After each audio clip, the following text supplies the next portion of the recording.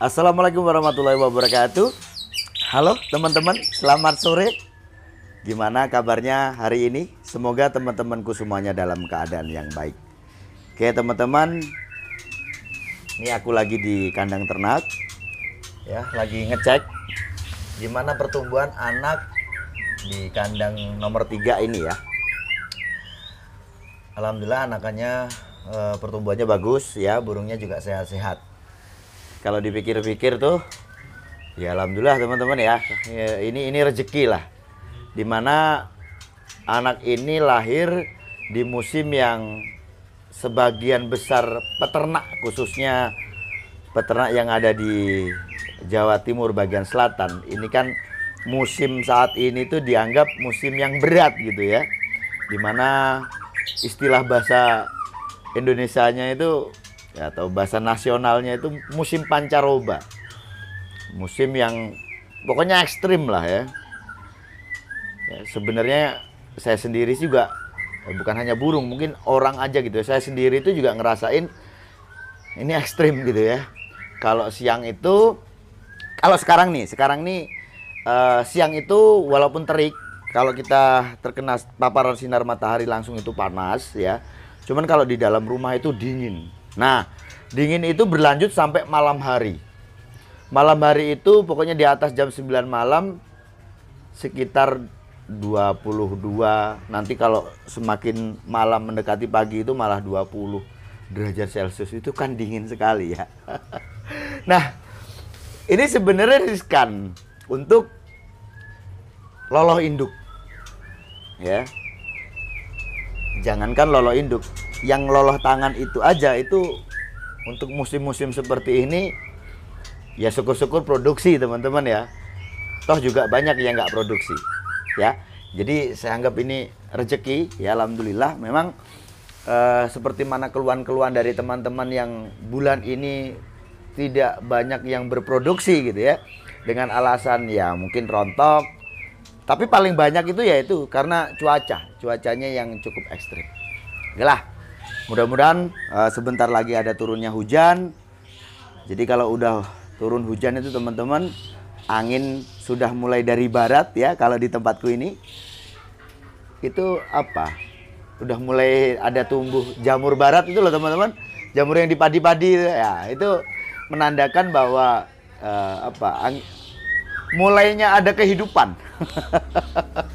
Kalau sekarang ini kan banyak daun-daun kuning-kuning terus rontok gitu ya. Nah, kalau udah musim barak nanti tunas-tunas baru dari tumbuhan-tumbuhan itu mulai tumbuh gitu ya. Maka dikatakan apa? Musim kehidupan. Nah, oke teman-teman.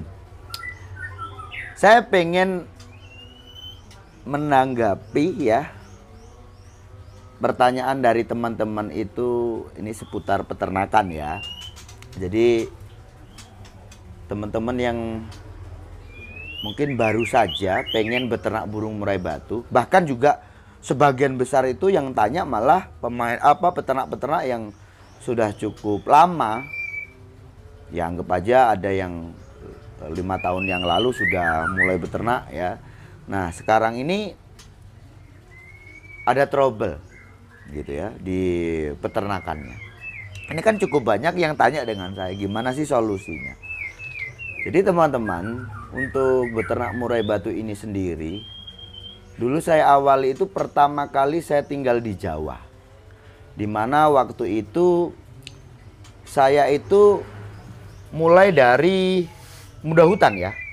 Saya beli bahan hutan itu dan saya jodohkan. Ya namanya dulu ndak banyak media ya, jadi saya pun otodidak. Saya pelajari di situ. Intinya ada tanda keberhasilan sebenarnya, tetapi keberhasilan ini tidak berlanjut. Maksudnya seperti apa? Ini tingkat dasar saja. Burung itu akhirnya jodoh. Menurut saya waktu itu. Jadi burungnya akur. Ya, banyak dari teman-teman itu juga mencoba beternak murai batu, itu gagal, banyak yang gagal. Yang rata-rata itu kasusnya si jantan ngebantai si betina. Nah, alhamdulillahnya awal saya mencoba itu berhasil. Tetapi itu tidak berlanjut. Ya, jadi hanya akur aja gitu teman-teman. Yang waktu itu prediksi saya bahwa burung itu sudah berjodoh. Ternyata itu salah. Maka ya itu tadi, seiring waktu itu saya belajar terus menerus. Ada satu peternak yang cukup lawas di sini, yang mungkin kalau terhitung saya kenal dengan beliau itu sekitar 2003 ya. Dan dia beternak burung itu sebelum dari 2003 gitu. Artinya dia sudah cukup lama. Saya sering sharing tentang beternak ini ya. Kita fokus aja di murai batu. Toh beliau itu juga beternak lovebird, beternak cucak rowo, beternak wambi, beranjangan yang lagi mulai mau coba itu beranjangannya ya. Tapi yang setahu saya dia udah berhasil tuh cak rowo, lovebird, murai, jalak putih, jalak uren, dan jalak Australia yang warnanya biru itu teman-teman. Ya dia cukup berpengalaman lah. Cuman bukan berarti peternak-peternak yang sudah cukup lama ini tidak menghadapi satu permasalahan. Maka kita tuh terus belajar. Nah, mulai dari 2006 itu saya belajar metode bagaimana sih beternak murai batu ya. Dari tingkat dasar saja untuk penjodohannya bagaimana, terus ukuran kandang yang efektif itu seberapa, teknisnya untuk menjodohkan seperti apa, itu saya pelajari semua. Nah, akhirnya saya menemukan ini loh cara yang paling mudah, ini cara yang paling efektif. Entah itu dihadapkan dengan indukan, kan memang burung itu karakternya berbeda-beda, ya kan? Tapi yang dikatakan sulit itu kata teman-teman itu adalah indukan jantan dan betinanya yang nakal. Yang umumnya jantannya yang nakal. Saya punya statement, ini pendapat saya dan itu juga saya buktikan. Jadi segalak apapun, ya, entah itu si jantan atau betinanya, yang umumnya jantan yang galak. Yang inilah yang jadi alasan teman-teman yang mengatakan bahwa agak sulit mas, sulit om, udah ngebantai betina sekian om, ini itu, dah pokoknya seperti itu. Pokoknya keluarnya seperti itu. Toh saya punya pendapat, apapun karakternya, segalak apapun, saya bikin simple aja, saya pasti bisa. Dan itu pasti bisa dijodohkan. Itu. Maka dulu sewaktu mungkin 4 tahun yang lalu saya mengatakan beternak murai batu itu lebih mudah ketimbang beternak burung kenari. Kita tahu ya, beternak kenari itu mudah. Mudah. Saya bilang itu mudah. Tapi menurut saya lebih mudah lagi beternak murai batu. Karena yang dikatakan sulit menurut teman-teman itu adalah proses penjodohan. Oke. Teman-teman, karena saya melihat cukup banyak, cuman ya nggak sebanyak dulu. Artinya kalau aku melihat di sini masih adalah orang-orang yang pengen melestarikan burung murai batu.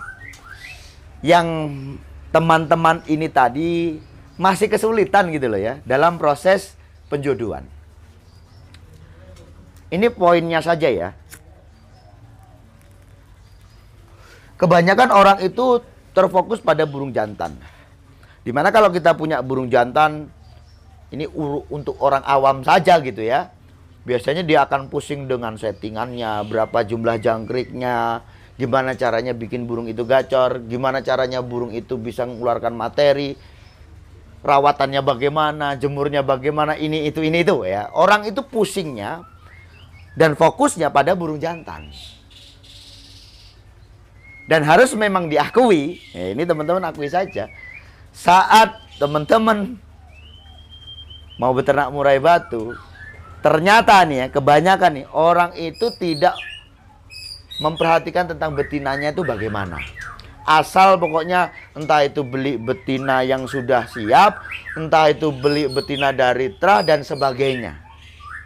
Yang dikatakan siap di sini burung betina yang sudah warnanya merah, artinya sudah mutasi gitu ya, atau sudah jadi burung dewasa. Entah itu umurnya berapa, pokoknya udah merah aja gitu dikatakan itu burung siap. Oke teman-teman. Ada benarnya juga ya, karena kalau trotol kita jodohkan ya apapun alasanmu ya, jadi ada peternak yang pakai metode supaya ini nanti mudah untuk dijodohkan. Dari trotol dijodohkan gitu ya. Saya pernah itu teman-teman saya bahas dan saya ketawain itu.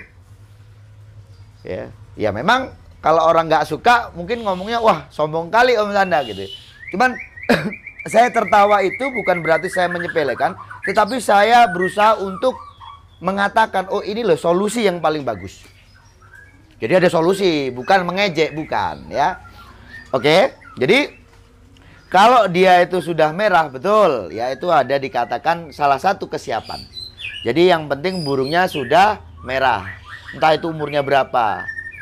Dan begini teman-teman, kalau kita pengen menjodohkan burung ini cepat dan efektif. Kalau jantan kan tadi seperti mana yang sudah saya katakan, burung jantan orang banyak fokus dalam memelihara burung itu gitu ya. Nah betina ini juga perlu perawatannya itu harus sama juga kayak burung jantan. Karena ingat ya, sewaktu kita mau ternakkan burung itu, ini kan bukan satu pihak yang ada kesiapan, tapi dua pihak harus sama-sama siap. Pengertiannya kan seperti itu. Maka rawatannya juga seperti mana kita ngerawat burung jantan. Nggak lama-lama. Anggap aja teman-teman dapat burung nih. Baru beli lah ya. Udah merah. Nanti cek fisik dulu. Dilihat, ditiup. Ditiup, dada itu kok sudah warnanya merah. Sudah mulus. Oke. Artinya dia siap di fisik. Fisiknya udah siap. Ya, jasmaninya itu udah siap gitu loh teman-teman. Tinggal rohaninya gitu ya. Jasmaninya sudah siap. Ya, ini kan burung sehat, menandakan burung sehat. Nah biasanya burung yang sehat seperti ini, betina pun itu juga bunyi. Betina itu bunyi, ini aja bunyi teman-teman. Nah itu yang bunyi itu betina, ya kan? Betina bunyi. Kalau memang dia siap, gitu ya. Tuh, panggil lah si jantan. Nah itu belum dikatakan. Oh ini udah betul-betul siap? Belum klimaks teman-teman. Masih ada tahapan lagi. Setelah kita lihat cat fisik dia ada sehat ya, warnanya merah, tidak kusut. Biasanya kalau yang nggak siap itu dia kusut. Terus ada busik, busik kayak ketombe itu belum siap. Walaupun umurnya udah tua. Tapi kalau masih ada seperti itu belum siap. Untuk fisiknya, oke? Setelah fisik ini tadi udah siap, ini kan burung baru nih. Kamu kasih aja makan enak. Ya seperti kamu nyetut burung jantan. Anggap aja kamu pengen mengupayakan burung jantan untuk supaya dia gacor. Gacor ini kan gandengannya dengan birahi. Ya kan? Burung betina juga begitu. Kalau burung jantan kamu pengennya gacor, kamu tambahkan EF-nya supaya dia birahi, supaya dia gacor. Burung betina juga begitu. Kamu kasih makan enak. Udah kasih makan enak itu nggak usah lama-lama, seminggu, lama-lamanya 2 minggu lah. Seminggu aja itu udah cukup menurut saya. Kalau memang tadinya si betina itu fisiknya udah bagus, betul-betul bagus ya, kasih aja makan enak seminggu. Rawat dia, ada penjemuran. Nah sudah seperti itu nggak harus nunggu ngeper. Saya ini ya kalau menjodohkan burung nggak ada ceritanya kok harus nunggu betinanya deketin jantan begini, nggak. Walaupun itu juga bisa jadi patokan, ya kan? Jadi nanti burung sudah kita kondisikan nih si betinanya. Nah, teman-teman masukkan aja dulu betina itu di dalam kandang ternak. Kasih masuk dulu, ya kan? Nanti si jantannya itu teman-teman taruh di sangkar kecil, dimasukkan ke kandang ternak ini. Di dalamnya. Udah. Kalau betina itu betul-betul siap, dia pasti akan turun mendekati si jantan. Betina ini butuh loh. Seperti mana saya katakan tadi ya, sama-sama butuh. Ini harus sama-sama siap, harus sama-sama butuh, harus sama-sama klimaks untuk birahinya. Jadi nanti betina turun. Jantannya ngerayu. Ya. Itu nanti insting alami dia. Walaupun burung itu baru, walaupun belum pernah diajari, itu nanti unjal dia. Mainan apa? Bekas, kok bekas ya, apa namanya? Sarang itu loh ya. untuk sarang itu dia akan unjal itu nanti. Nah, si jantan ngerayu-ngerayu. Saya ini kalau menjodohkan metode seperti itu nggak lebih dari sehari. Kalau burungnya galak, yang kata teman-teman galak, yang agresif, kan ada burung seperti itu Mang ya, burungnya galak. Ya kasihlah 3 hari. Nggak harus 1 minggu pokoknya. Pokoknya saya menjodohkan itu kan sudah ada juga kan videonya ya. Dulu waktu aku di Lampung dan di kandang ini pun juga bagaimana untuk menjadikan satu burung jantan dengan betina itu kan ada videonya. Nah, nanti teman-teman masukkan jantannya, dilihat. Jantan itu kalau galak, apalagi burung baru, itu pasti akan ngejar. Pertama itu ngejar dulu, nggak masalah. Yang penting betina itu tidak ke bawah. Dan betina yang siap itu dia cenderung diam. Waktu didatangi si jantan ini kan datangin itu ngerayu dia nanti. Kalau si betinanya tenang, ya kan? Betinanya tenang, maka si jantan ini setelah ngerayu-ngerayu, dia nanti pasti akan cari glodok. Ini udah insting alami. Dia nanti ngerayu-ngerayu lah di glodok, si betina itu nanti datang ke glodok itu. Nah, ini ada masalah lain gitu ya. Ini teman-teman, kalau teman-teman tadi saya katakan untuk memelihara itu fokus hanya dengan jantan, betina jarang diperhatikan. Ini juga soal apa? Gen ya. Ya, soal gennya juga. Itu kadang-kadang orang itu asal. Nah, inilah yang menyebabkan akhirnya lama. Bukan berarti nggak bisa, tapi lama.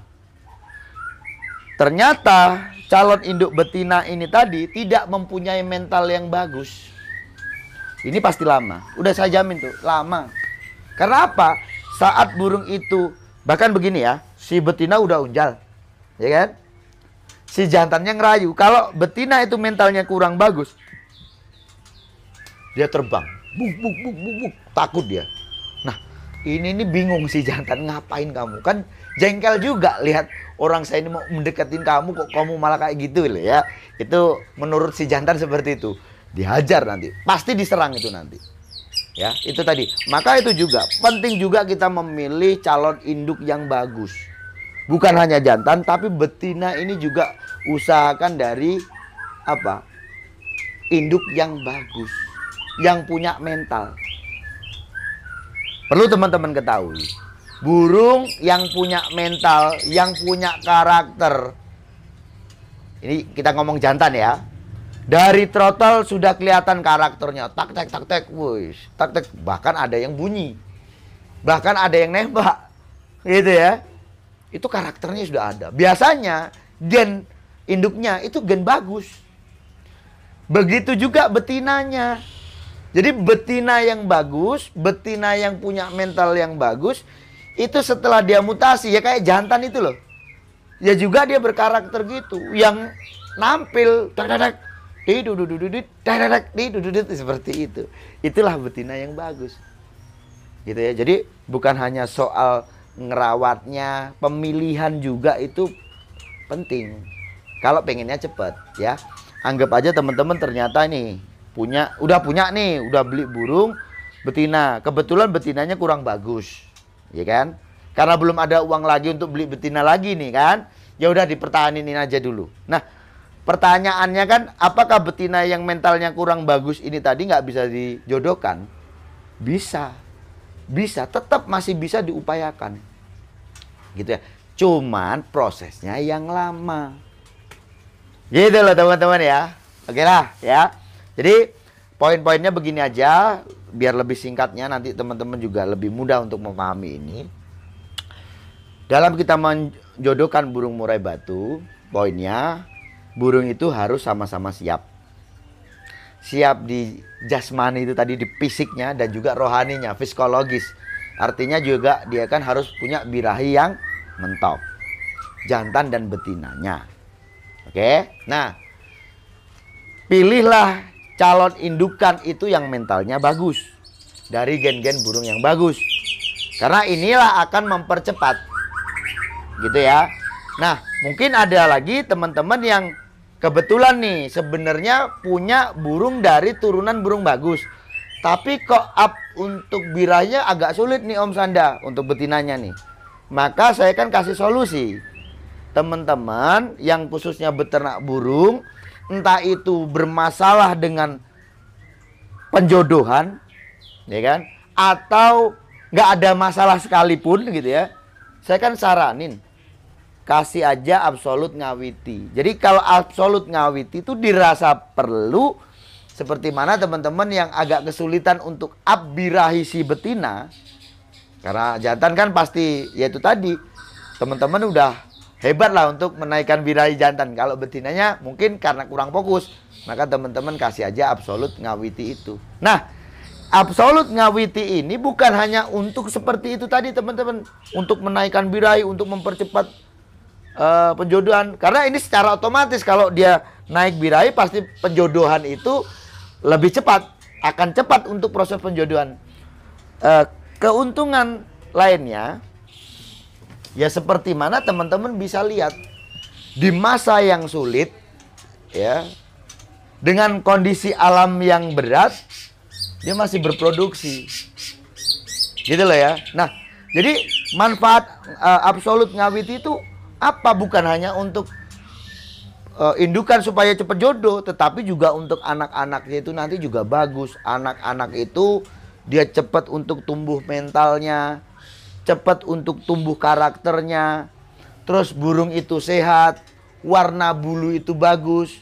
Khususnya untuk teman-temanku yang main ternak murai batu itu main pasar, artinya ini setoran pasar. Kan kebanyakan orang itu suka dengan burung yang punya fisik bagus, warnanya bagus, pola trotol bagus. Itu yang jadi daya jual kan ya. Terus apa? Karakter. Nah, jadi kalau burung itu terlahir dalam kondisi yang sehat, maka semua itu akan tercapai. Mungkin gitu aja teman-teman. Selamat sore. Saya rasa cukup sekian. Sukses selalu.